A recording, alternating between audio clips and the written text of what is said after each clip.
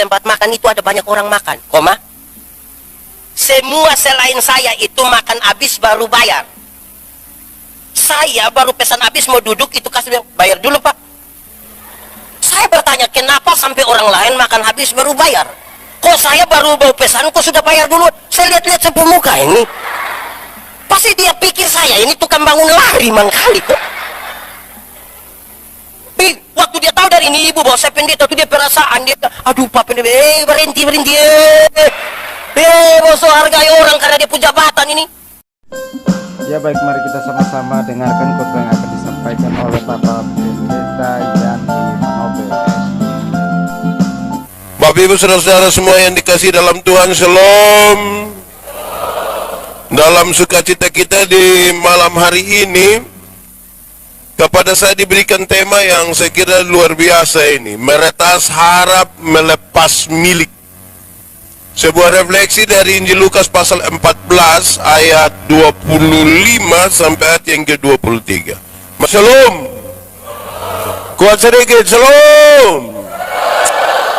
Di beberapa tempat kalau orang ingin tangkap monyet, tahu monyet? Apa itu? Kode. Pakai bahasa di sini bilang belo, pokoknya. Di beberapa tempat kalau orang ingin menangkap monyet itu mereka pakai cara yang ringan, gampang, dan saya kira menarik.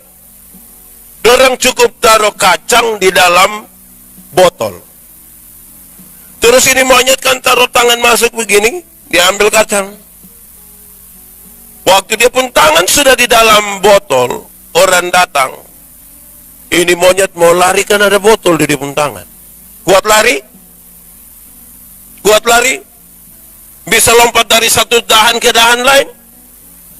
Lalu bagaimana cara supaya monyet ini melepaskan diri? Hanya ada satu cara, yaitu dia harus lepas kacang yang sementara dia pegang. Sebab kalau dia pegang kacang begini bisa tarik keluar dari mulut botol. Lepas itu kacang, baru tangan bisa keluar kembali. Amin. Saya kira itu sesuatu yang baik untuk menjelaskan supaya selamat mesti melepaskan apa yang kita pegang. Amin. Sekarang saya tanya saudara, saudara pegang apa kuat-kuat hari ini yang kalau dilepaskan saudara rasa sakit sekali? Justru kadang-kadang yang paling berharap, yang paling kita harapkan, yang paling kita cintai, yang paling buat kita gelisah adalah hal-hal yang justru tidak ada pada Tuhan. Saudara-saudara, saya berkhotbah tentang keluarga, saya tanya, ini anak-anak, kamu pernah kok tidak periksa bapak dan mama punya saku pakaian dinas atau pakaian jalan-jalan? Pernah periksa atau tidak? Yang paling banyak dapat itu di bapak pun pakaian atau mama pun pakaian? Bapak pasti lupa 5.000, 10.000, 20.000. Karena bapak biasa cepat lupa. Kamu jangan coba-coba periksa mama punya. Itu pekerjaan itu sia-sia. Dalam hal inilah mama seturut dengan Alkitab, di mana hartamu berada, di situ. Saudara tahu bahwa sesuatu yang melekat yang kita hati itu dilepaskan tuh repot. Amin kok. Ini ibu-ibu ini kita pinjam dia pun Tupperware, saya dong ingat sampai setengah mati, sampai tidak bisa. Nah, justru hal-hal yang paling melekat di hati itulah yang kadang-kadang Tuhan minta dari kita, yang paling melekat. Kenapa ini kemudian serius bagi kita saudara? Kita enggan melepaskan itu. Manusia, kita semua yang hadir, yang melayani termasuk saya, kita semua yang duduk di sini. Kalau tanya bilang saudara percaya Tuhan, semua akan bilang percaya Tuhan. Amin. Saudara berani menyangkal Tuhan Yesus atau tidak? Kalau saya paksa sekalipun ada yang bilang tidak mungkin saya menyangkal. Tapi apakah memang begitu? Belum tentu. Saya kasih beberapa contoh. Satu, kami pendeta ini jalan-jalan don telepon Pak Pendeta. Yuk. Di mana? Di jalan-jalan ini. Bapak singgah di rumah sakit dulu. Kok kenapa? Bapak, kok mama, kok suami, kok istri, kok anak ada sakit. Oke, kita pergi. Pas sampai demi semua tenang biar pendeta berdoa dulu. Pas kami berdoa habis, dong langsung bilang begini, Bapak, ini obat ini. Kalau itu obat begini, suruh saya berdoa supaya apa?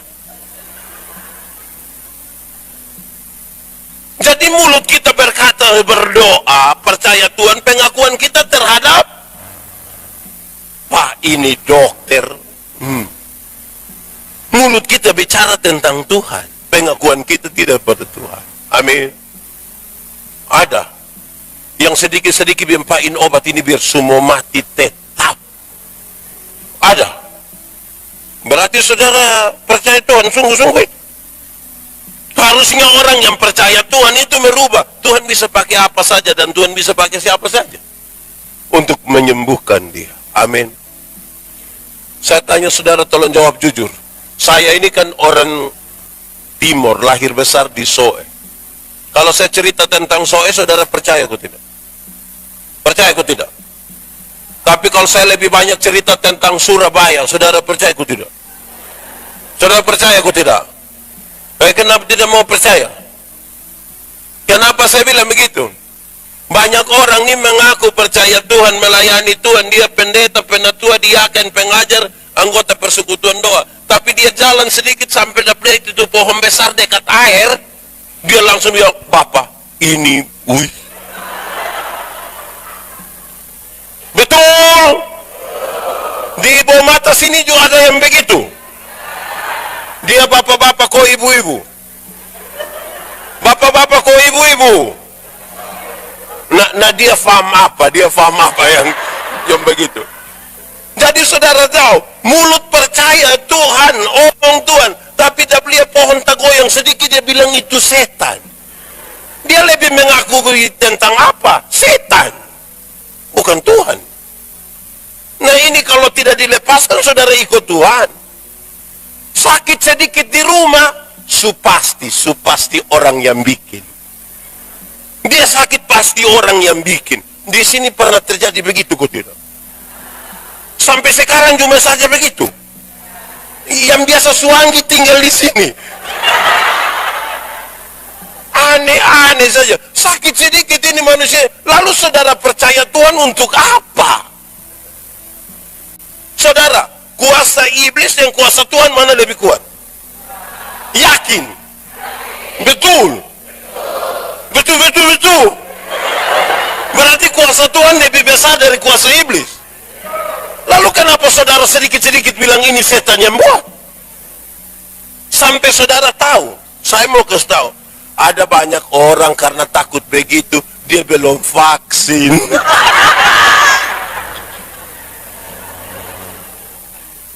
Di sini semua vaksin, Ibu. Lekomsa. Karena takut dia bilang itu vaksin itu kenapa kok? Ada hubungan dengan apa? Dengan apa, Le? Dengan apa? Mama sudah vaksin. Anak baik itu kalau begitu. Saudara tahu banyak orang nih mulut percaya Tuhan takut vaksin. Seberapa seriusnya? Iya serius. Saya diminta bicara soal itu. Saya berdoa dan saya minta Tuhan kasih saya hikmat untuk saya bicara dengan benar. Saya kemudian mendapatkan sesuatu yang ringan saja, tapi untuk menjelaskan kepada banyak orang. Saya belajar dari Injil Markus kira-kira pasal 14. Kalau saudara baca dia bilang begini, tanda-tanda ini akan menyertai orang percaya. Kamu akan mengusir setan dalam namaku. Kamu akan meminum racun dan tidak mati. Dan seterusnya. Kemudian membangunkan semangat saya untuk mengatakan begini. Ini tubuh Tuhan pun. Bahwa kalau benar itu vaksin mengandung apapun yang dari iblis. Saya percaya di dalam nama Tuhan dia tidak akan punya pengaruh sedikit pun karena ini tubuh Tuhan punya. Amin. Karena itu tusuk sudah, saya takut apa? Tapi banyak yang tidak tahu lagi, tidak. Ini nenek dong vaksin.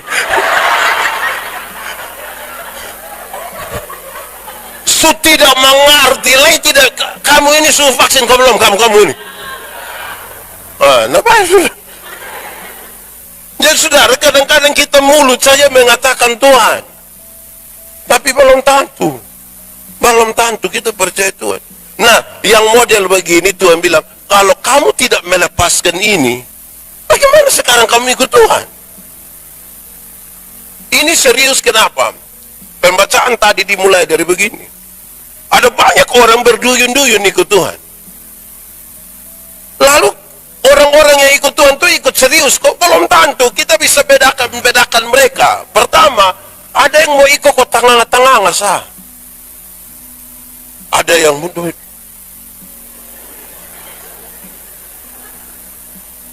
Pokoknya rame di mana dia di situ, rame di mana dia di situ. Di bawah mata sini ada. Dia ada di sini. Nah, dia pakai baju warna apa? Yang rame-rame dia pi. Saya ini kadang-kadang heran yang manusia begini dong ini. Sebagai pendeta jemaat ini kadang-kadang saya heran. Kenapa? Kalau ibadah syukur begitu. Pas ibadah itu, waktu ibadah orang sedikit. Pas makan.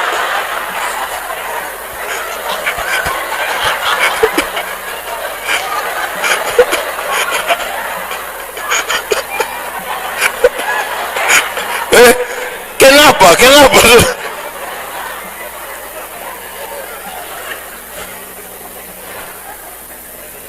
Waktu ibadah orang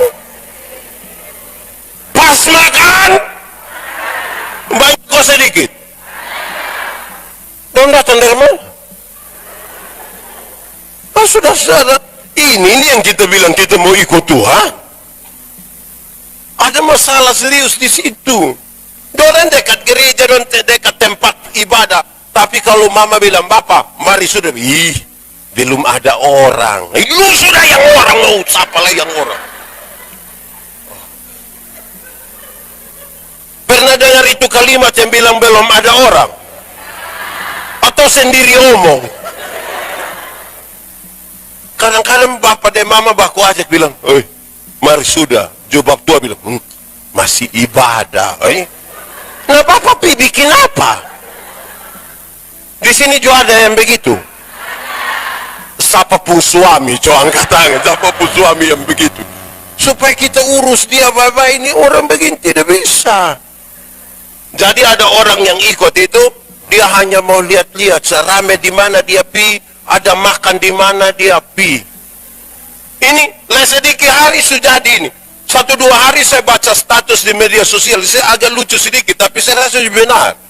Dan tulis bilang begini, pemalas pergi gereja, tapi dia pun batas sibuk cari pakaian Natal, ini lebih dari Tuhan Yesus cari domba sesat. Pemalas pergi gereja, tapi tak sibuk cari pakaian Natal, lebih dari Tuhan Yesus cari domba sesat. Kira-kira di bawah mata sini ada.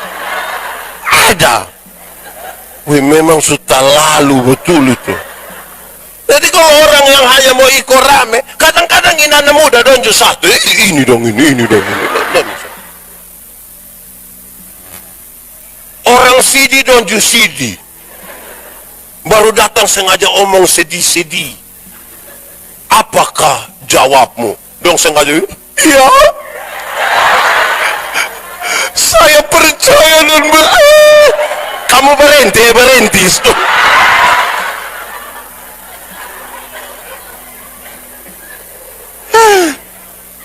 Nanti kadang-kadang kita terlalu dramatisir ini keadaan, bikin diri ke rohani saja, tidak. Lalu yang begini ini yang kita bilang kita pengikut Yesus, baru mengikut Yesus keputusanku, mengikut Yesus keputusanku. Ke apa?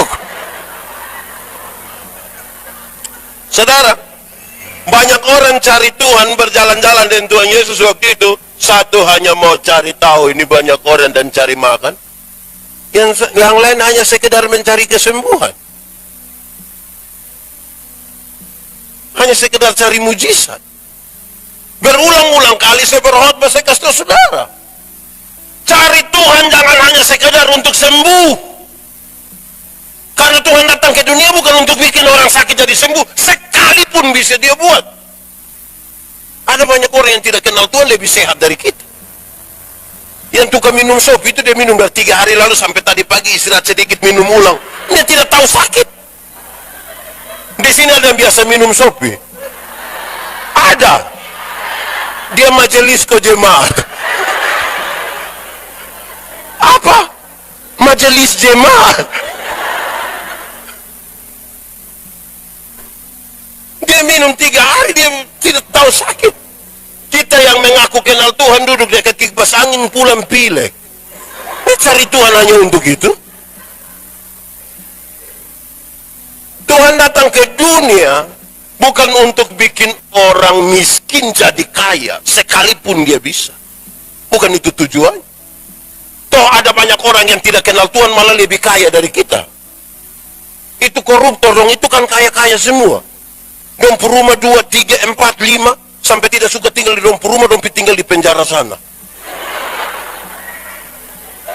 Tapi dong kaya-kaya. Kita yang mengaku kenal Tuhan ini yang sedikit-sedikit garam habis, sedikit-sedikit paket habis. Mau beli baju Natal, saya pakai tanya di itu mas, bilang mas bisa bayar 6 kali kok.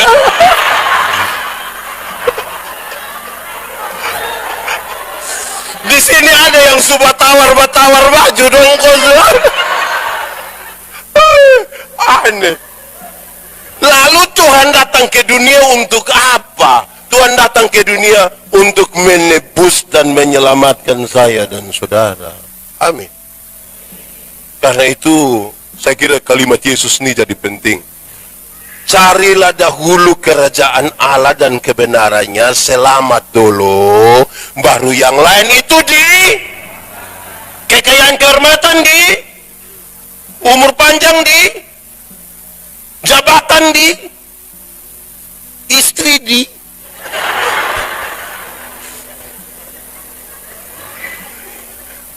Ya. Jadi begitu. Ini orang dong bisa dikelompokkan. Jadi kita sadar, kita nih cari Tuhan sebenarnya untuk apa? Itu dulu. Lalu, setelah dijelaskan begitu, Tuhan Yesus bilang begini, barang siapa mau mengikut aku, tapi kalau dia tidak benci pada ayahnya, ibunya, istrinya, saudara laki-laki, saudara perempuan, dia tidak bisa jadi murid. Tapi Tuhan pun maksud itu bukan pulang mulai bakalai dan bapak sudah Tuhan. Ada 1-2 orang tanya saya begini, pendeta, ini orang yang makan siripinan dong, ini masuk surga kutis. Saya kasih tau dong bilang begini, segala sesuatu yang menggantikan posisi Tuhan, Anda sementara menyembah berhala. Segala sesuatu. Yang bergerak sedikit dia bilang, pokoknya kalau saya tidak bisa mati sudah, saya mati sudah. Segala sesuatu, ketergantungan manusia terhadap segala sesuatu yang menggeser Tuhan punya posisi, dia sementara menyembah berhala. Dia sementara menyembah berhala. Saudara tahu, ada banyak ibu takut kepada suaminya untuk beribadah sekalipun. Saya urus beberapa rumah tangga yang begitu. Ada satu ibu di Sabu yang kemudian dia punya pernyataan yang luar biasa. Dia bilang begini, karena setiap kali dia pergi gereja pulang, dia punya suami pukul dia. Setiap kali pergi, dia kasih tahu dia punya suami, Bapak bisa pukul saya pun tubuh, tapi tidak saya pun jiwa. Tidak saya pun iman kepada Tuhan.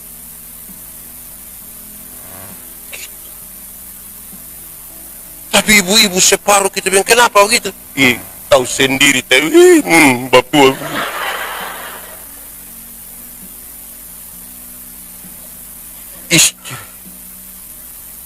Jadi apa? Dia bicara tentang, kalau bilang, barang siapa yang tidak membenci papanya, bapak itu selalu diidentikan dengan kebanggaannya. Mama, apa yang membesarkan dia? Saudara laki-laki, kekuatannya. Kalau dia belum lepaskan itu, dia tidak bisa disebutkan sebagai murid Tuhan. Tidak bisa. Saudara, saya suka satu kata dalam tema tadi. Meretas harap. Harap hanya berharap kepada Tuhanlah kita aman. Kenapa begitu? Saya punya khotbah satu, saya kasih tahu begini. Kecewa ialah karena terlalu berharap kepada manusia. Siapapun yang berharap kepada manusia akan ketemu dengan satu kata yang dia pun nama, kecewa. Kalau kece saja tidak apa-apa. Kalau dia tambah wah, itu yang nggak apa-apa. Amin kok. Saya mau tanya, saudara pernah kecewa? Tidak usah omong. Saya lihat yang ini muka kecewa semua. Kecewa ialah karena terlalu berharap kepada orang. Kalau terlalu berharap pada manusia pasti kecewa. Pas dia kecewa itu dia mulai ngomong sembarangan, bilang, ternyata ini. Kenapa saudara? Tidak ada satu manusia pun yang punya tugas untuk bikin ibu puas setiap hari. Tidak ada satu manusia pun yang punya tugas. Sekalipun ibu pusuan. Apalagi hanya kamu punyong. Apalagi hanya kamu punyong.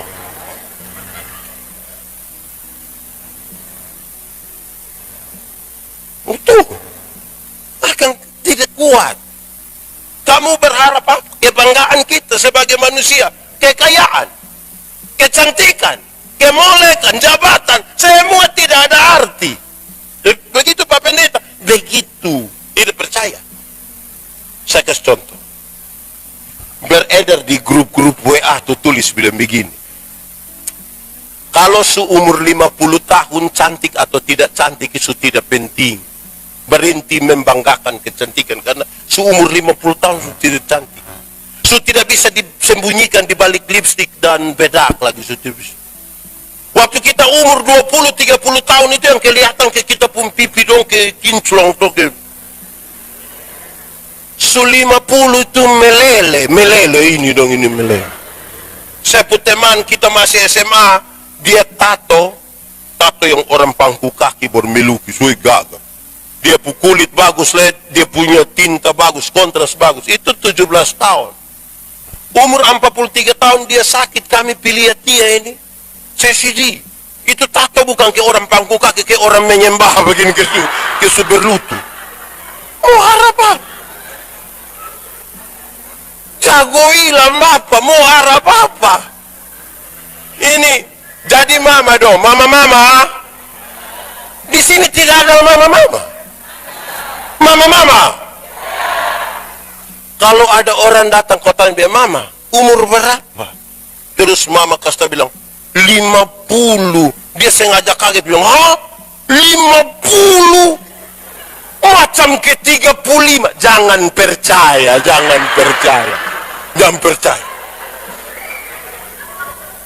Masa umur 50 sama ke 35, nah yang 15 gimana?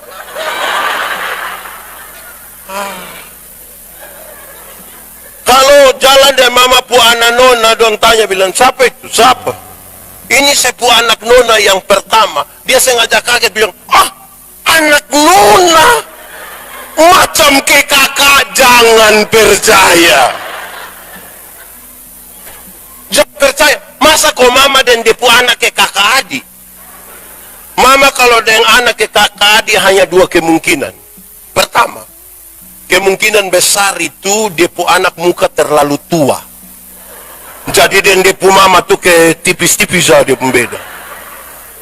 Atau yang kedua, kemungkinan besar dia pu mama menikah terlalu muda. Mungkin umur 8 tahun sudah nikah. Jadi dia pu mama tuh jarak deh. Jambaga ya nyonya.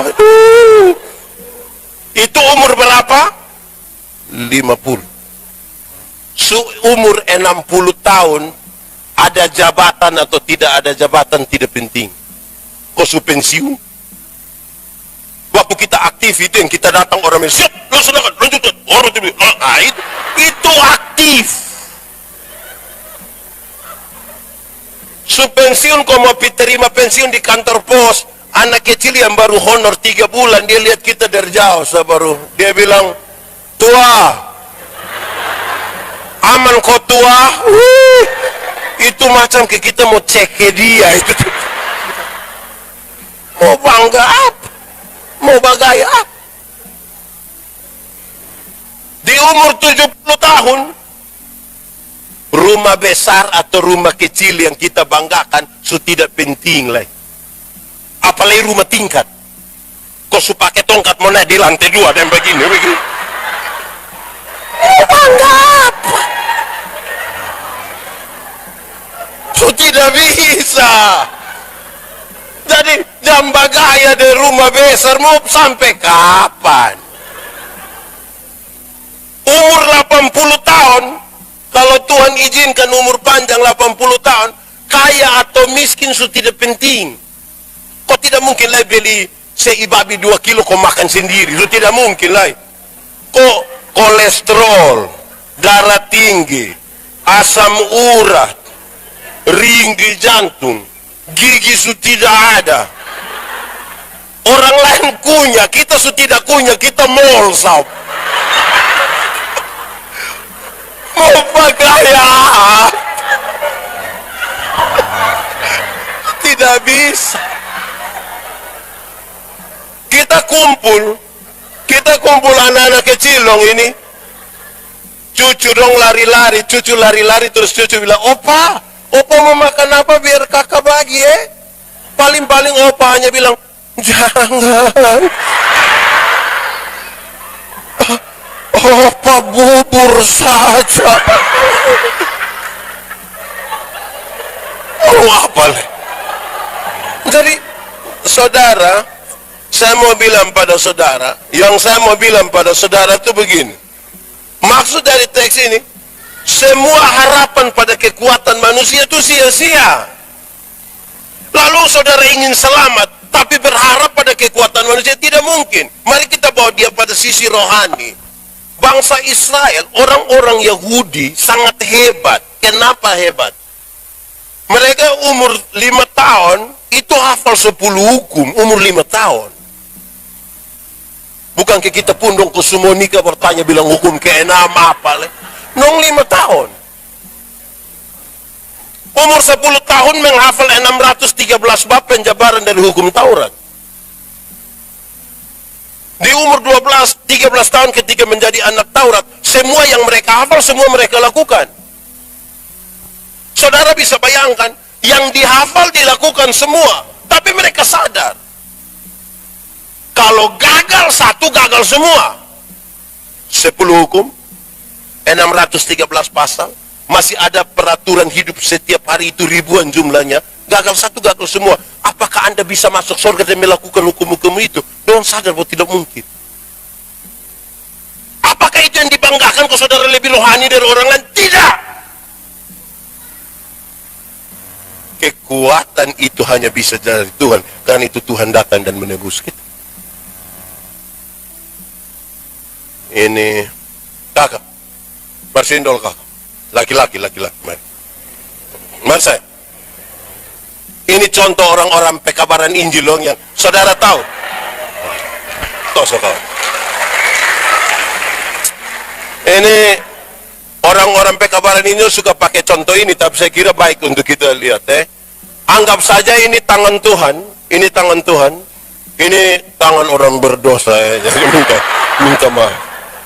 Nah, minta tolong, coba kak pegang beta, kuat, tambah kuat. Lebih kuat, tambah lagi, lebih lagi. Ini paling kuat.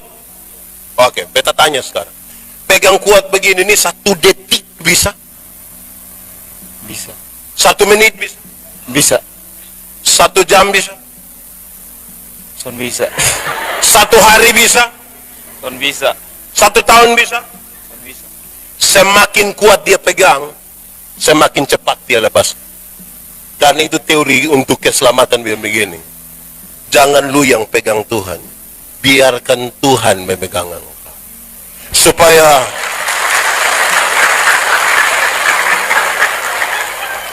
sabar kok orang ngomong habis. Biarkan Tuhan yang pegang engkau, jangan engkau yang pegang Tuhan. Supaya di mana engkau letih lesu tidak berdaya, seolah-olah engkau ingin terlepas dari Tuhan, tangan Tuhan tetap akan memegang engkau selamat sampai dia. Aku tahu kan hari saudara tidak tahu ini lagu? Nah, kenapa suruh saya solo? Tak ku tahu kan hari esok, namun langkahku tegak, bukan suryaku harapkan, karena surya akan lenyap. Oh, tiada ku gelisah akan masa menjelang, ku berjalan serta Yesus,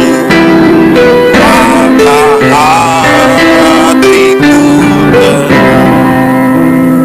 Banyak hal tak ku pahami dalam masa menjelang, tapi terang bagiku ini tangan Tuhan yang pegang.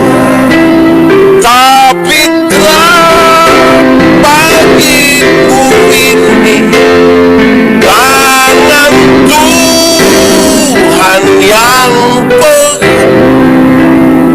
Itu yang harus menjadi pengakuan kita, supaya kita melepaskan itu. Tuhan sebenarnya tidak pernah suruh kita marah orang tua, tapi Tuhan takut dalam tanda petik.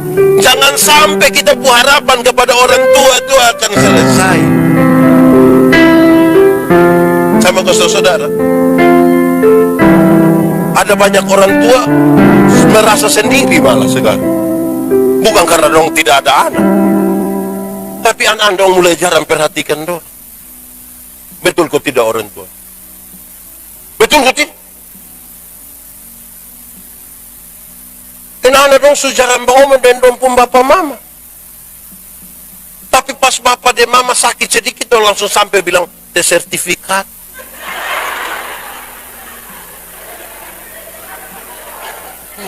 Dengan ATM lagi. Baru dong rubah bapak pu ATM pun PIN. Nah, kecewa, berharap pada orang tua. Oh, sampai kapan orang tua tambah hari tambah lemah, anak-anak dong tambah hari tambah kuat, dorang menuju pada karier untuk ke puncak. Bagaimana dong bisa saling berharap? Tidak bisa.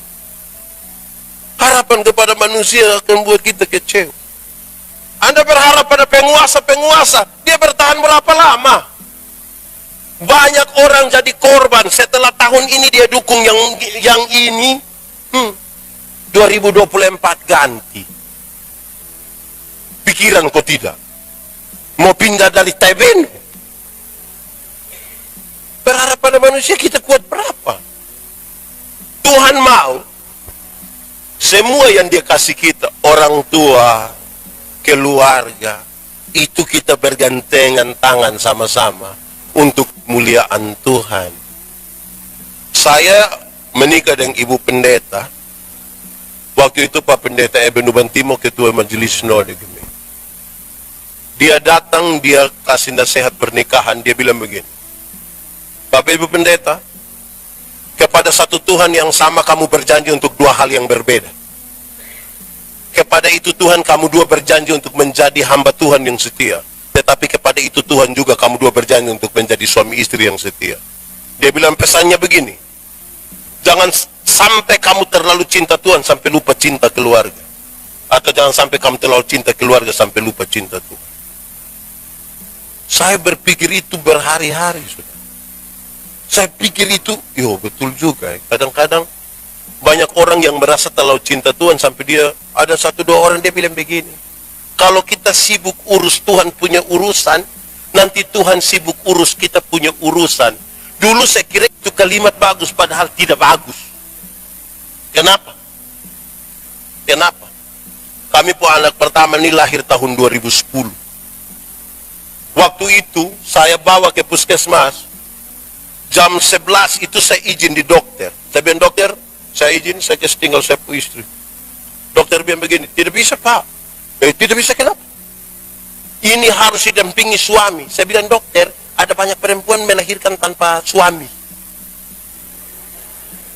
Saya bisa, dokter, saya kasih tahu dokter, saya punya tanggung jawab ini tidak bisa diwakilkan kepada siapapun termasuk gubernur atau presiden. Karena kami mau perjamuan kudus di Amruban Timur.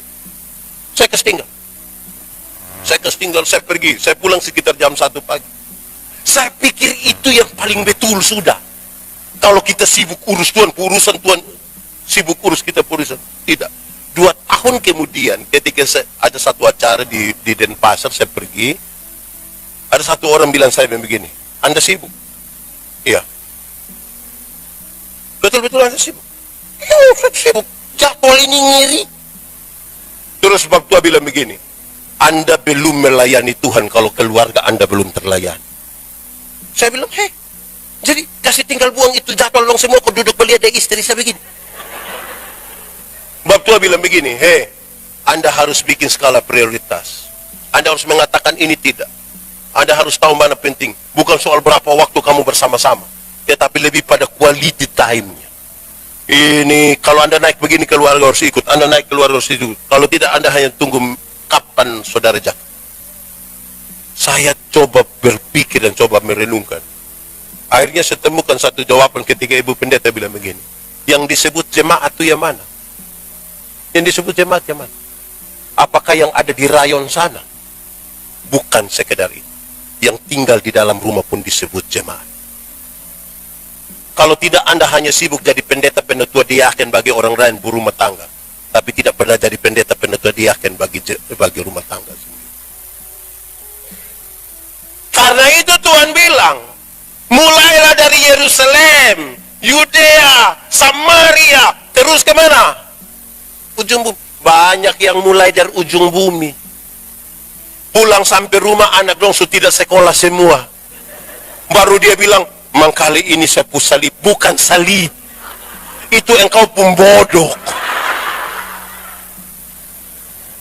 Jadi bersama-sama dengan suami, istri, anak-anak, bersatu untuk kemuliaan Tuhan. Bukankah setengah dong. Banyak orang ingin punya istri, tapi belum menikah. Banyak yang mau ada suami, mah belum. Kamu tidak usah renungkanlah, kamu kecil-kecil begini dan minta. Ada yang rindu ada anak, tapi tidak ada. Belum ada sampai hari ini. Kita dikasih anak, lalu telantarkah? Bikin baik-baik. Tuhan mau begitu. Kalau tidak, saudara-saudara, apa yang kita baik? Itu kenapa yang di situ dong, kenapa? Itu serius, saudara-saudara. Kalau tidak, kita repot. Saudara tahu, itu serius. Kadang-kadang dia membengkang kita terlalu kuat sampai kita lupa Tuhan. Kita lupa. Saudara tahu, ada banyak orang, kita orang tua nih, ketika anak, apalagi anak kecil sakit, di kita otak hanya satu, yang penting dia sembuh. Entah dia pun cara mau berkenan kepada Tuhan, kok tidak, kok yang penting ini yang Tuhan mau kasih tahu. Kalau ikut Tuhan kok hanya yang penting sembuh, ya tidak bisa. Karena kita seringkali diperhadapkan pada 3 kondisi. 1, ada waktu di mana mama mau dan Tuhan juga mau. Mama mau sesuatu, Tuhan bilang, boleh. Pernah alami? Kita mau sesuatu, Tuhan mau, pernah alami? Kan saudara kepingin bersaksi di banyak tempat kan? Karena Tuhan mau, kita mau, Tuhan juga. Tapi yang kedua, ada waktu di mana mama mau tapi Tuhan tidak mau. Pernah alami? Saudara mau sesuatu tapi Tuhan bilang tidak. Waktu Tuhan bilang tidak, apa yang saudara akan bilang? Saudara kecewa. Saudara banding-banding. Tuhan itu manusia tidak pernah gereja. Tuhan itu dia hidup kepuenak, ganti-ganti oto. Grab.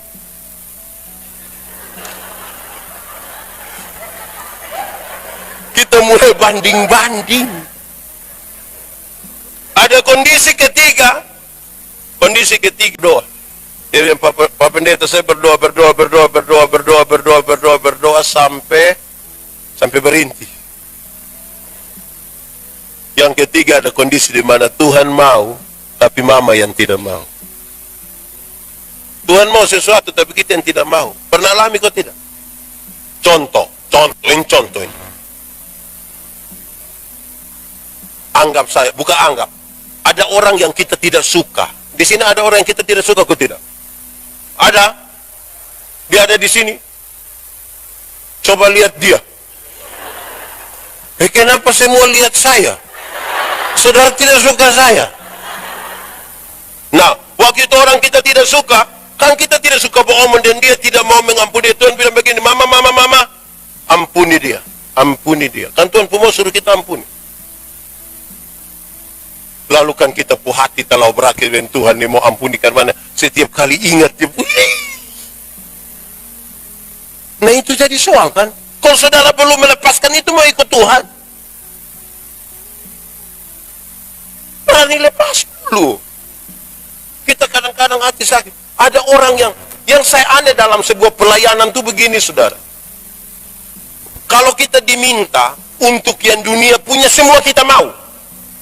Tapi kalau untuk Tuhan tuh kita tidak mau. Contoh, kalau Tuhan bilang, saudara akan jadi orang terkaya di Indonesia. Siapa yang berani tolak? Coba saya, coba. Saudara akan menjadi orang paling kaya di Indonesia. Ada yang berani tolak? Aduh Pak, kenapa saya? Aduh Tuhan nih, kenapa saya? Saya perasaan dengan Pak James Riyadi. Saya Ini saudara akan diberi kesempatan jadi gubernur NTT 2024-2029. Siapa yang tidak mau? Coba kasih tahu saya. Pak, Tuhan kenapa harus saya? Tuhan, aduh, saya perasaan di RT RW dan Tuhan saya berdoa. Saudara berani? Saudara akan diberi kesempatan menjadi wanita tercantik saya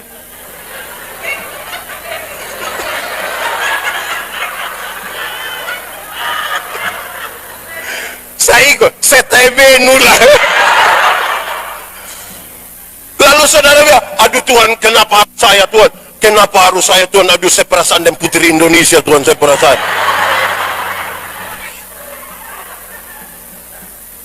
Pasti mau toh? Mau kok tidak? Tapi ketika Tuhan bilang begini, engkau harus jadi pelayanku. Banyak orang langsung bilang, Tuhan kenapa harus saya? Nanti mama jadi penet, aduh kenapa saya, aduh. Suruh jadi orang kaya mau, suruh jadi pemimpin mau, suruh jadi manusia tercantik mau. Waktu disuruh melayani, bilang, kenapa harus? Di sini juga ada yang begitu.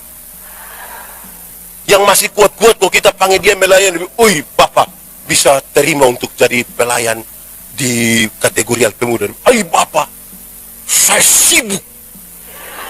Itu omong sibuk itu ke derajat naik sedikit itu. Jadi dia omong sibuk tuh ekspresi sekali. Saya sibuk. Di sini ada yang begitu. Ada. Nanti setua-tua kok semua mati dulu baru datang bilang, kalau bisa saya diaken.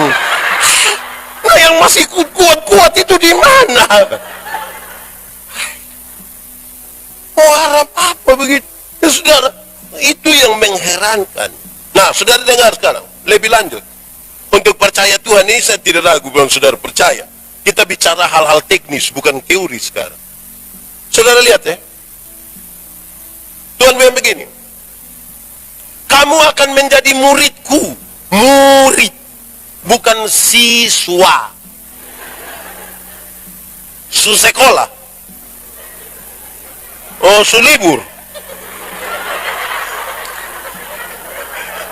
Sekolah. Di mana? Di mana? SMP apa? Murid. Dengar penjelasan tentang murid. Waktu berbicara tentang murid, Tuhan mau kasih tahu begini. Kalau saudara nonton film kungfu dulu, Film-film kungfu dulu kalau ada orang berkelahi kok itu satu buka jurus begitu.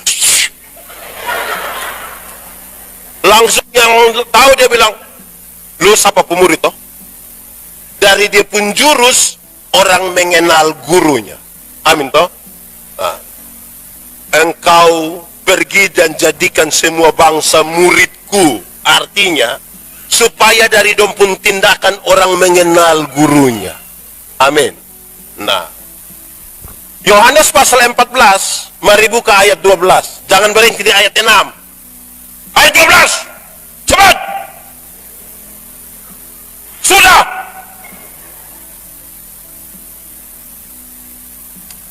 Oke. Baca. 1, 2, 3. Barang siapa percaya kepadaku, melakukan pekerjaan-pekerjaan yang aku lakukan. Amin. Jadi saudara mengaku murid Kristus, bukan di mulut, tapi apa yang Kristus lakukan, itu yang saudara lakukan. Mari kita mulai dari contoh yang saudara tahu. Satu saat Tuhan Yesus urus seorang perempuan berzina yang kena tangkap. Supaya nanti di bawah mata sini ada yang berzina, urus pakai cara Tuhan Yesus, karena kita mengaku pengikut Yesus. Tuhan Yesus bilang begini, siapa rasa diri tidak berdosa, silakan angkat batu dan lempar duluan. Ada yang berani? Yesus tanya, don di mana? Don sepulang Bapak. Don lempar kok tidak? Terus Tuhan Yesus bilang kepada ini perempuan, engkau pergilah dan jangan berbuat dosa lagi. Kalimat itu menunjukkan Tuhan Yesus tidak kompromi dengan dosa. Dosa tetap dosa. Tetapi kepada perempuan pendosa ini Tuhan beri kesempatan baru. Masa lalu tidak bisa dirubah, tapi sekarang masa depan bisa dirancang di dalam nama Tuhan.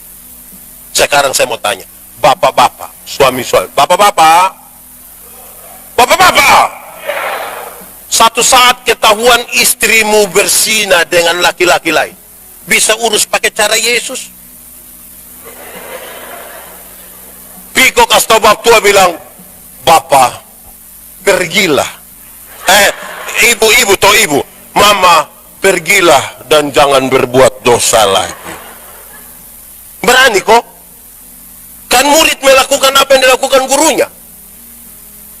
Kita laki-laki yang tidak bisa, saya yakin pasti, Mama pergilah dan jangan pulang lagi. Ibu-ibu, di sini tidak ada ibu-ibu. Ini remaja semua. Ibu-ibu, satu saat ketahuan suami berzina dengan perempuan lain, bisa urus pakai cara Yesus. Bicari Bapak bilang, Papa, pergilah dan jangan berbuat dosa lagi. Pasti Bapak tua bilang, puji Tuhan. Banyak ibu-ibu tidak melakukan itu. Dorang, saya tidak separuh akan berdiri Bapak di pintu, baru dia bilang, lu kira lu sendiri yang bisa? Jangan lihat umur 40 tahun begini Bapak, tapi berapa yang kecewa Bapak. Bahaya. Murid melakukan apa yang dikerjakan oleh gurunya. Amin kok? Amin. Ini satu saat Tuhan Yesus urus sebuah ketimpangan sosial. Tuhan bilang begini, nanti kalau ada orang menampar pipimu yang kanan, berikan juga pipi yang di sini. Ada yang bisa. Saya taruh dia di sini, baru dia bilang, Bapak minta maaf inilah. Di sini ada yang bisa. Apa maksud Tuhan? Tuhan mau kasih tahu begini. Kalau ada orang menampar pipimu yang kiri, dia akan pakai dua cara. Pertama dia pakai tangan, dia menampar pipi kanan. Pertama dia pakai tangan kiri. Tradisi Yahudi bilang tangan kiri hanya boleh dipakai untuk pegang barang yang haram. Kedua, menampar pipi kanan akan pakai punggung tangan kanan. Tradisi Yahudi bilang punggung tangan kanan hanya boleh dipergunakan oleh para tuan menampar budak-budaknya. Ini Tuhan Yesus ajar sekarang. Kalau ada orang menampar pipimu yang kan menganggap engkau haram atau budak, berikanlah pipi kirimu supaya dia mau mengangkat tangan kanannya. Di situ dia tahu di hadapan Tuhan kita sama. Supaya tidak ada orang karena kelas sosial merendahkan orang lain. Tidak boleh. Tidak boleh. Saya berkhotbah, sekiranya saudara tahu ketika saya tanya, Bapak, anak berapa? Anak 4 orang Pak Pendeta. Terus dong kerja di mana? Puji Tuhan Pak Pendeta, yang 3 sudah jadi manusia. Anak ada 4 orang yang sempat jadi manusia. Tahu yang satu apa Bapak? Kita puding. Akhirnya penghargaan kita kepada kemanusiaan tergantung dia punya jabatan kok tidak. Tergantung dia punya jabatan, tergantung dia pun penampilan, tergantung dia pun kelas sosial. Betul kok tidak? Jadi kalau dia jadi pendeta, manusia kok bukan? Kalau dia jadi pendeta, manusia kok bukan? Kalau jadi polisi, kalau jadi bupati, kalau jadi anggota dewan. Tapi kalau kamu tamat SMA kok tidak ada kerja, kamu pun Bapak bilang kamu bukan manusia. Kadang-kadang kita nih hargai orang lihat dia pun penampilan. Apa kok? Tuhan Yesus itu turun. Saya baru 2 hari, ini hari apa? Hari Senin kemarin saya berkhotbah tentang makna palungan. Palungan punya makna tuh menarik. Itu makanan, tempat makan hewan. Manusia yang dianggap budak, diperbudak oleh dosa atau diperbudak oleh tentara Romawi waktu itu, mereka budak itu kelasnya sama dengan binatang, dia bukan manusia. Tuhan turun sampai ke tempat di mana orang dianggap tidak layak bagi kemanusiaan. Terus di situ dia bilang, aku tidak lagi menyebut kamu hamba, budak, tapi aku menyebut kamu sahabat. Dia angkat kita sedikit. Di palungan itu biasa ditaruh apa? Makanan hewan. Sekarang dia bilang, kamu lihat apa yang ada dalam palungan. Yesus. Yesus untuk apa? Inilah tubuhku yang dipecahkan bagi kamu. Inilah darahku yang ditumpahkan bagi kamu. Supaya kamu yang diangkat menjadi sahabat. Bersama-sama dalam kekekalan bersama Kristus di sorga. Makananmu bukan lagi makanan binatang. Tapi tubuh dan darah Kristus yang menjadi. Serius. Kenapa lihat saya?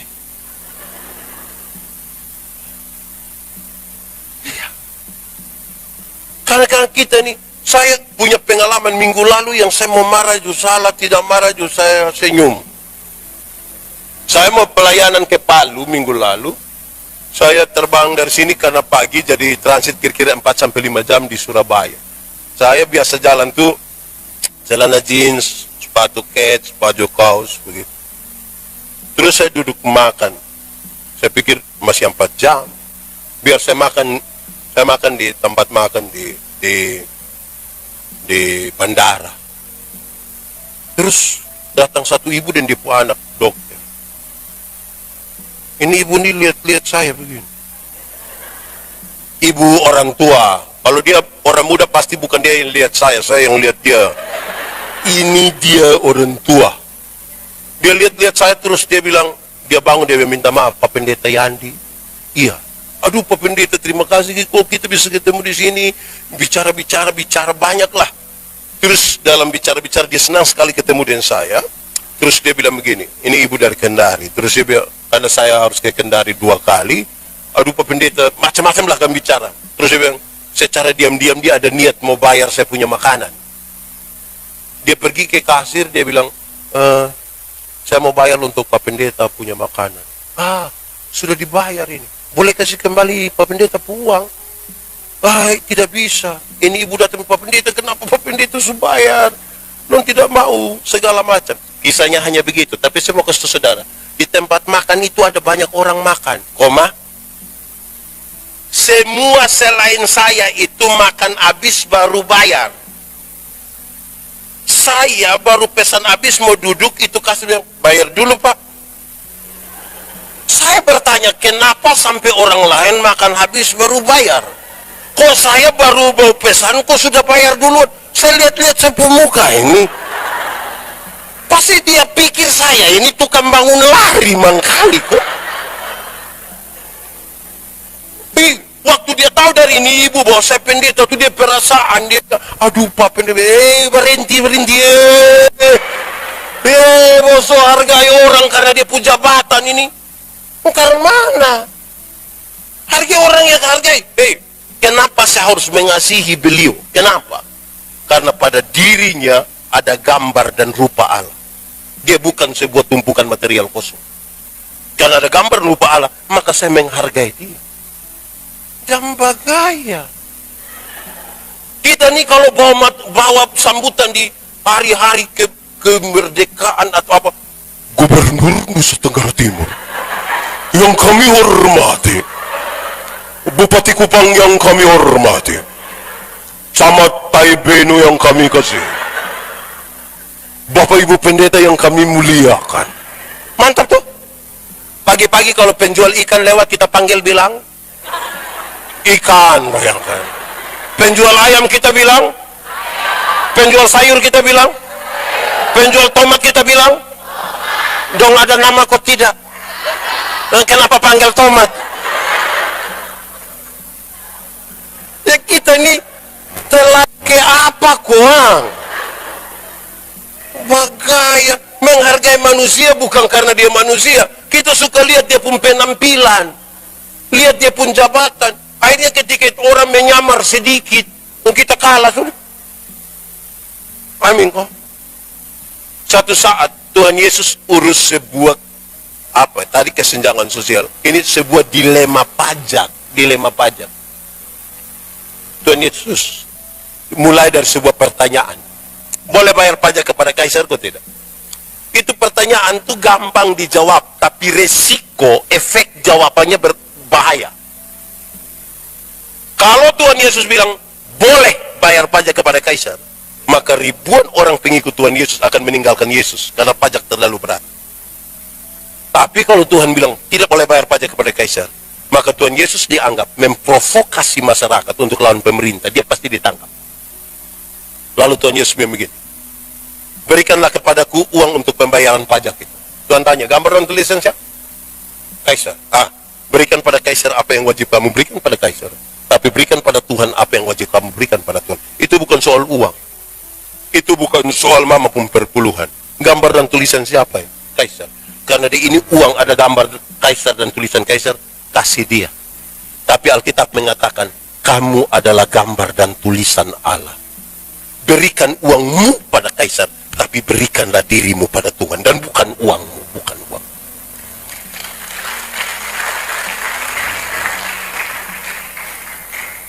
Supaya jangan ada orang bilang, Pak Pendeta, saya memang tidak pergi gereja Bapak, tapi saya pun persembahan pi. Nah, di surga itu tidak ada kios jual super mie. Kita bukan kumpul uang untuk pilih. Jelas kok? Iya. Ini, saudara, itu serius itu. Kadang-kadang kita yang kayak apa kok? Saya punya potongan video satu beredar sangat luas sampai luar negeri ketika saya berkhotbah dalam sebuah acara ya. Itu acara Natal tapi dalam sebuah ketegangan yang serius antara pemerintah dan wakil rakyat. Kebetulan waktu itu temanya tentang sahabat. Saya bilang begini. Saya begini-begini pernah jadi ketua Panwaslu. Waktu saya ketua Panwas itu datang 1-2 caleg. Dan tanya saya, pendeta, kira-kira saya bisa jadi anggota dewan, kok tidak? Saya bilang yang macam Bapak begini tidak bisa. Bapak tidak bisa. Kenapa Bapak yakin sekali? Oh Bapak ini saya minta tolong jadi penatua diaken yang hanya urus 20 kakak, saya Bapak tidak mau. Tapi Bapak mau urus ini yang saya yakin tidak jadi. Habis pemilu ternyata dia tidak terpilih, dia datang cari saya, Pak Pendeta. Yuk, ternyata Bapak mulut panas betul. Saya bilang ini bukan mulut panas. Tuhan Yesus bilang begini. Barang siapa setia pada perkara yang kecil, kepadanya dianugerahkan. Anugerahkan itu berarti duduk diam-diam kok dia kasih. Murid-murid sementara bertengkar siapa terbesar di antara mereka. Tuhan Yesus tahu bahwa jabatan itu kebutuhan, tapi prosesnya menjadi penting. Tuhan Yesus ambil satu anak kecil, taruh di antara mereka, terus Tuhan Yesus bilang begini. Barang siapa mau jadi yang terbesar di antara kamu, hendaklah menjadi. Selesai. Tidak pakai pendekatan dan sekta. Tidak pakai bawa ayam. Iya, duduk diam-diam dia kasih. Bukan pas mau pemilu baru datang kau bilang, Bapak kita dua saudara. Saudara apa muka beda? Setia pada perkara. Itu jalan-jalan yang Tuhan kasih tahu. Kalau kamu mau mengikut aku, murid kan, belajar dari sang guru.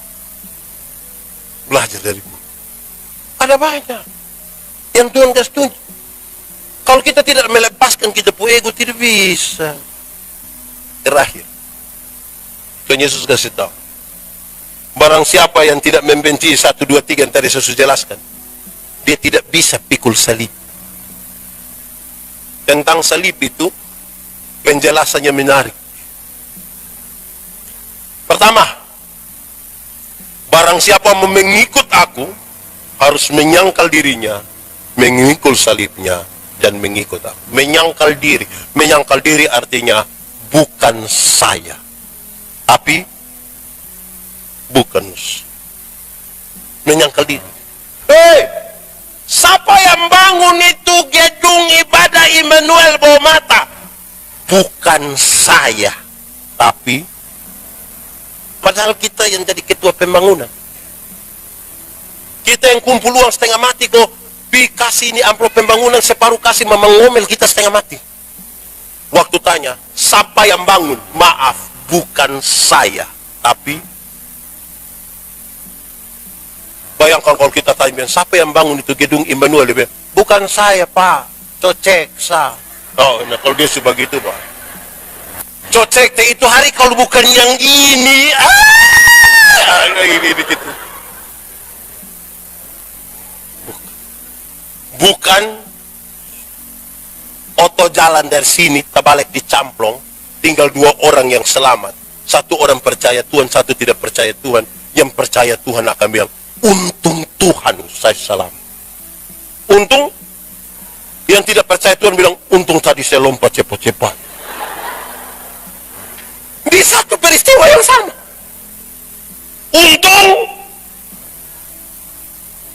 Begitu. Ada orang susah, orang sakit-sakitan datang kepada kita. Singkat cerita kita tolong dia, dia sukses, dia senang, dia bawa kesaksian itu di mana-mana. Berita sampai di kita pun telinga. Kira-kira kita bilang, itu hari datang sini semua mati Pak. Untung. Jadi menyangkal diri dulu bos. Bukan saya. Ini majelis dan pendeta dong hidup kadang-kadang. Kita omong bilang, woi, mari kok pembinaan ini begini su 4 periode.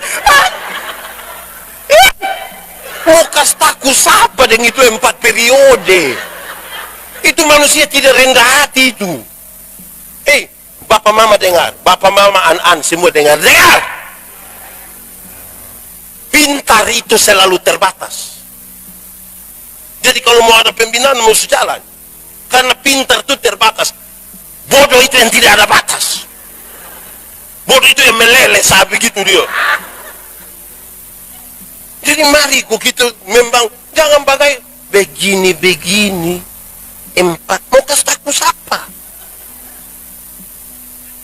Kita ke apa kok? Di sini ada, di sini. Nah, itu sudah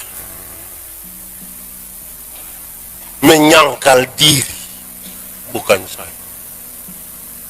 Kedua tentang salib. Kosuke Koyama dia bilang begini, tidak ada gagang pada salib, handle tidak ada.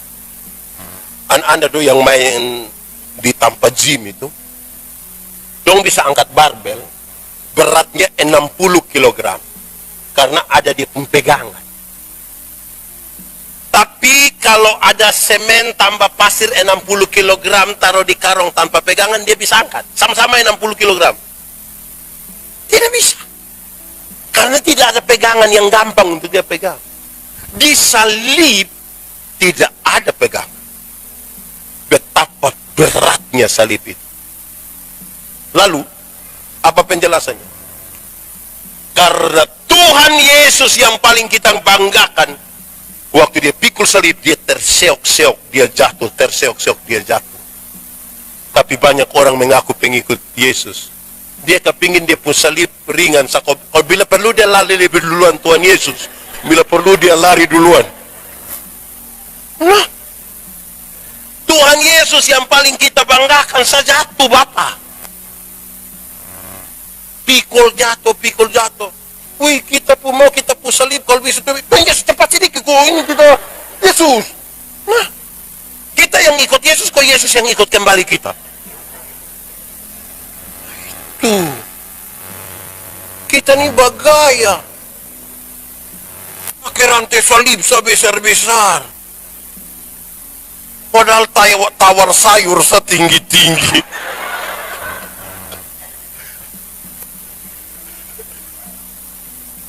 Iya, di bawah mata sini ada itu. Itu ibu-ibu dan di sini. Nenek sayur berapa? Ini nenek susenang 3.000 mah. Ih, 3.000 bisa 9.000. Kadang-kadang tambah satu kalimat bisa 9.000 kok nenek dong tanam sendiri juga. Itu beta yang jual, beta bilang bawa Faris, saya bawa Faris. Tawar sayur 3.000 jadi 9.000 padahal turun dari Auto Avanza. Di tangan kanan ada iPhone, tangan kiri ada Samsung, masih ada Nokia lagi dalam tas. Pakai rantai salib seberat 1 kilo mengkali. Tawar sayur bagaimana setelah lalu tuh. Kayak apa kuang kita ini? Salib. Ketiga, tentang salib Alkitab bilang begini. Kalau saudara belajar dari surat Petrus, dia kasih tahu. Salib itu identik dengan penderitaan. Tapi, tidak semua penderitaan itu salib. Saya ulangi. Salib identik dengan apa? Penderitaan. Tapi, tidak semua penderitaan itu. Petrus bilang begini. Kalau kamu harus disiksa, kamu dianiaya, kamu dikemasukan di dalam penjara oleh karena namaku, itu salib.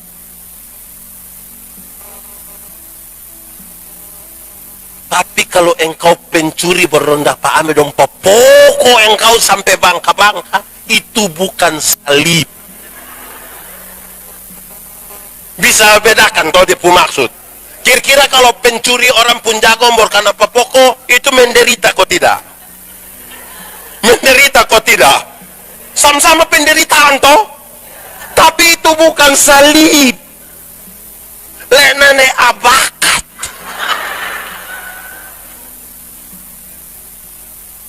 Jelas yang saya maksudkan? Nah, karena itu saudara, tidak semua penderitaan itu salib. Contoh, orang suka minum sopi. Minum, begini dia mulai batuk-batuk, rasa ke mana begitu. Diperiksa di Prodia. Hasil keluar datang, dia pu hati sebelah tidak ada. Separuh hati telah pergi. Terus dia bilang, ampun Tuhan, ampun. Tuhan kasih ampun kok tidak? Tuhan kasih ampun kok tidak? Tuhan kasih ampun kok tidak? Kasih! Tuhan terlalu baik. Dia kasih ampun.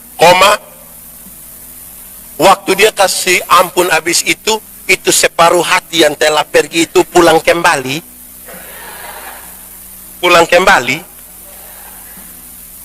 Apa? Cuma mengerti maksud toh? Itu yang dia pun nama konsekuensi.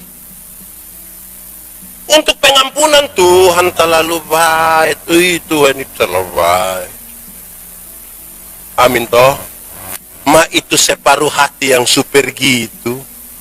Tetap dia akan bikin kita.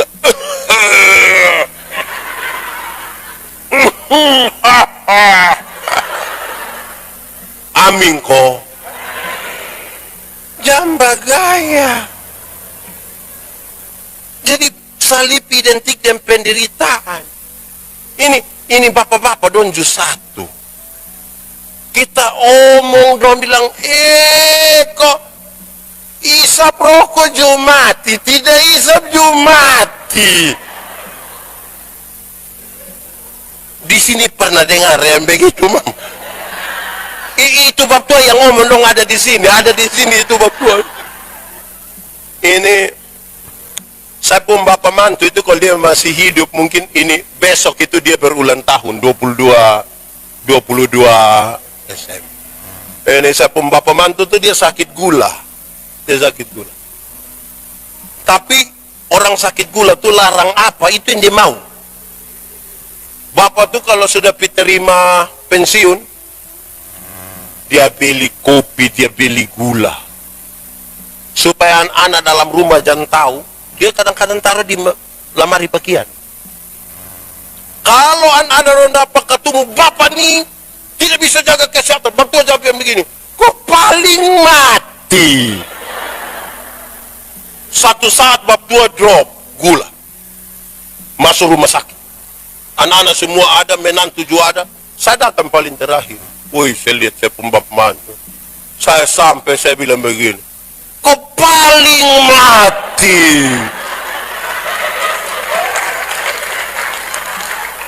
Bapak tua bilang, jangan omong begitu. Jadi ini orang tua dong tolong, anak-anak dong omong, Papa dengar sedikit lah. Amin kok. Di sini ada yang orang tua keras kepala, ada orang tua yang dong mama-mama yang duduk di muka ini kan. Anak-anak omong itu juga untuk potong pumbai. Amin kok. Kadang-kadang kita ini kikar mana kok. Jadi saudara-saudara begitu. Sapu anak nona ini biasa togor-togor saya. Kadang-kadang kalau dia tidak suka saya, dia tidak mau omong dan saya dari sini pilih dari sana tadi. Aduh, saya sakit hati betul ya anak. Lu tidak tahu apa pun cinta bagi besar. Baik, saudara-saudara, saya kira itu yang paling penting. Paling tidak untuk dua hal.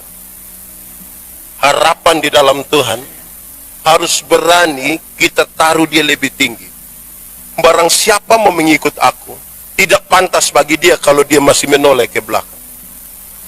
Barang siapa dia bilang begini, ada satu orang bilang, Tuhan saya mau ikut engkau, tapi tunggu saya tegur saya pun bapak mama, dia bilang itu tidak layak. Tunggu kok saya pulang lihat saya pun bapak, kok saya urus dia sampai mati, kubur habis baru saya, itu tidak layak. Karena bagi orang yang siap membaca, kalau dia masih menoleh ke belakang tidak bisa. Apa yang dia mau kasih tahu? Dia bilang begini, di bagian atas dia bilang begini, kamu mau ikut aku?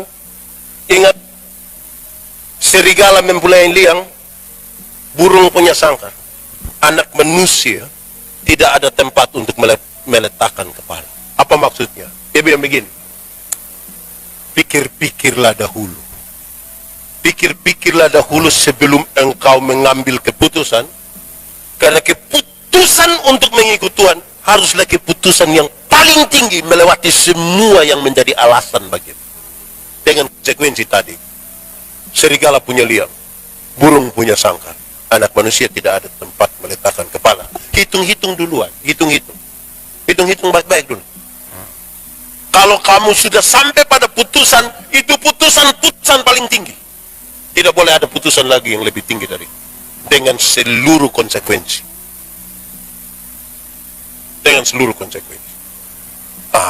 Itu penting, saudara. Kadang-kadang kan kita banyak orang ini mau ikut Tuhan. Dulu Paulus masuk penjara toh. Dia masuk penjara karena pencuri. Masuk penjara karena melakukan tindakan kriminal. Tidak. Lalu kenapa dia masuk penjara? Hanya satu alasan. Karena dia mau percaya pada Tuhan Yesus. Keputusan percaya pada Tuhan Yesus membuat Paulus masuk penjara. Ini hal paling tidak disukai oleh banyak orang. Banyak orang kalau pikir percaya pada Tuhan itu berarti bebas masalah. Banyak orang pikir kalau percaya kepada Tuhan itu sakit kepala cukup tunjuk begini berbilang dalam nama Yesus. Banyak orang pikir kalau percaya pada Tuhan Yesus itu pagi-pagi petugas koperasi datang, Tuhan Yesus kasih keliru dia supaya dia pidi tetapi saudara, Ada satu orang laki-laki cemburu dia punya nona ini. Dia telepon saya, Pak Pendeta tolong saya, berdoa dulu. Kenapa? Saya cemburu dan saya pun calon istri, Pak. Saya potong dia potong kena di bagian sini tangan ini. Jadi lu di mana sekarang? Saya ada di polisi, Pak. Oke, baik. Bapak tolong berdoa ya, Bapak, biar ini itu keluarga dan apa tuh bisa kasih ampuni saya. Wih, langgar berapa hari dia telepon. Bapak, bersyukur Bapak, ini perempuan datang. Saya minta maaf ya. Oke, sudah selesai. Selama dia telepon lagi, Bapak, tolong berdoa lagi. Kenapa? Biar dong cabut ini masalah. Saya bilang, kenapa? Biar dong cabut. Saya bilang, tidak. Lu diam-diam di situ kok, jalani hukuman. Makanya lain kali pegang parang itu jaga-jaga. Bukan sembarang saja habis itu bilang, Tuhan tolong supaya saya bebas.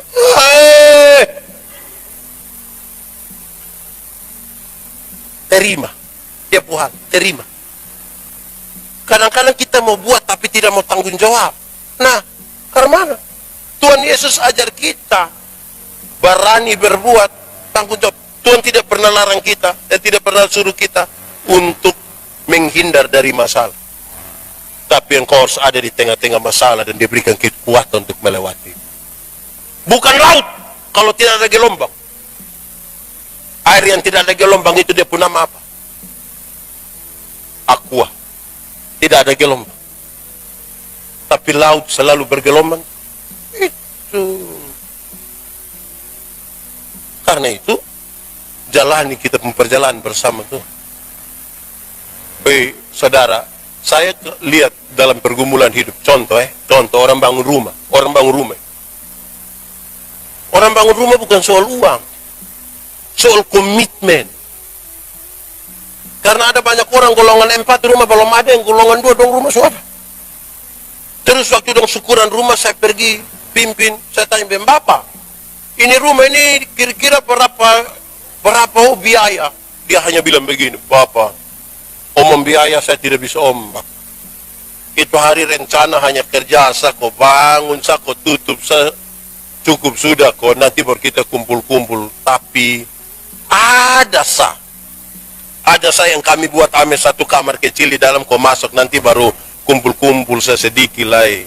Tapi ada saya ini yang kami plester baik-baik, kau taruh plafon sudah, yang penting botol aman di dalam itu cukup. Tapi ada saya ini yang kami mulai tambah ini kamar satu kok keramik sudah di situ kok, sudah yang penting kita di dalamnya nanti baru kita lihat. Tapi ada saya yang kami plester di luar sudah Bapak kok tarik ini semen kasar sako taruh dia pun ini emper 2 sudah cukup sudah Bapak kok mau apa tapi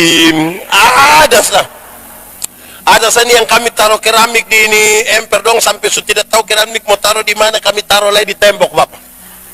Cukup sudah kau mau ke mana, kau botol buka mati mau bawa Bapak. Tapi ada saya ini yang kami bangun dia pun pagar ini Bapak, terus halaman tuh kami pavim log semua Bapak. Pikir sudah cukup sudah, tapi jadi berjalan dengan Tuhan itu bukan tanpa pergumulan, tapi ada. Amin kok. Terakhir, ada satu pendeta, dia pergi pelayanan, dia pulang hujan besar. Karena dia pendeta, dia berdoa, Tuhan, kasih berhenti ini hujan. Dan ternyata hujan tambah besar. Petir kilat basambar baru ini di hutan. Ada rumah di mana? Dia coba pi pohon besar satu, tetap hujan deras baru petir. Ini petir pun menyala begitu, ditakut dia lari sembunyi kiri kanan. Wih, dia sampai rumah dia marah-marah, subasa bahasa kiri kan dia marah. Tuhan, beta layani Tuhan setengah mati ini baru hanya minta Tuhan kok kasuren itu dan saya kenapa? Dalam dia pun comelan itu terus dia pikir begini. Kenapa saya bisa sampai rumah? Baru dia pikir ame dia pun jawaban. Ternyata dalam gelap dan hujan besar yang bisa bikin dia sampai rumah itu adalah kilatan dari petir tadi. Waktu itu petir begini, dia dapat sama jalan. Petir begini dia. Terakhir sampai di. Kadang-kadang kita tidak lihat itu sebagai jalan Tuhan. Kita pun pikir Tuhan kasih kita generator satu kok jalan bawah terang-terang begitu. Sampai lupa tahu bahwa petir-petir itu mengarah. Betul dia jalan menuju jalan. Baik, terima kasih sudah menonton video ini dan mengunjungi channel ini. Semoga firman Tuhan yang disampaikan oleh Bapak Pendeta Yani Manowe dapat berguna bagi kehidupan kita. Shalom.